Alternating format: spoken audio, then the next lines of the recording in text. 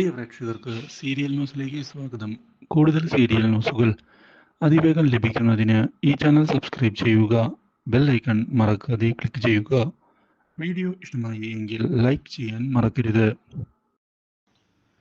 കൺമണിയുടെ കാര്യത്തിൽ കാര്യങ്ങൾ വിജയിച്ചു എന്ന് ആലോചിച്ച് മുന്നോട്ട് പോവുകയാണ് മാനസിയും ആൻറ്റി അമ്മയും. അവൾക്ക് ഇനി നമ്മളെ തിരിച്ചടിക്കാൻ പോലും പറ്റുകയില്ല. അതുപോലുള്ള തിരിച്ചടിയാണ് നമ്മളിപ്പോൾ കൊടുത്തിരിക്കുന്നത്. അതുകൊണ്ട് ധൈര്യമായി നമുക്ക് മുന്നിലേക്ക് പോകാം. ഇതേ തുടർന്നാണ് അവരുടെ പ്രതീക്ഷകൾ തെറ്റിച്ചുകൊണ്ട് പുതിയ വഴിത്തിരിവുണ്ടാകുന്നത്. കൺമണിയുടെ വീട് തിരികെ എടുത്തു കൊടുത്തത് കൃഷ് ആണ് എന്നുള്ള സത്യം അറിഞ്ഞതിനെ തുടർന്ന് ഞെട്ടിപ്പോയിരിക്കുകയാണ് ഇപ്പോൾ അവർ. അപ്പോൾ കൃഷ് ബുദ്ധിപൂർവം നമ്മളെ ചതിക്കുകയായിരുന്നു അല്ലേ? അതുകൊണ്ട് തന്നെ കൃഷിനെ ഒരു പാഠം പഠിപ്പിക്കണം. അവൻ നമ്മളെ ചതിച്ചു, ഇനി കാര്യങ്ങൾ വിട്ടുകൊടുക്കരുത്. നമുക്കും അവനെ തിരിച്ചടിക്കണം, എന്നാലേ കാര്യങ്ങൾ ശരിയാവുകയുള്ളൂ. അതിനു വേണ്ടി എന്തും ചെയ്യാം എന്ന് ഉറപ്പിച്ചുകൊണ്ട് മുന്നിലേക്ക് പോവുകയാണ് ഇപ്പോൾ മാനസിയും ആൻറ്റിയമ്മയും. ഇതേ തുടർന്ന് ആൻറ്റിയമ്മ കൃഷിനെ ചെന്ന് കാണുന്നു.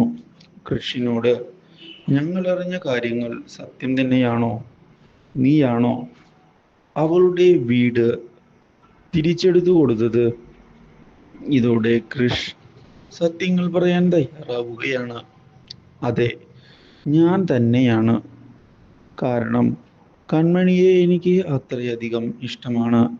അതുകൊണ്ടാണ് ഞാൻ അങ്ങനെ ചെയ്തത്.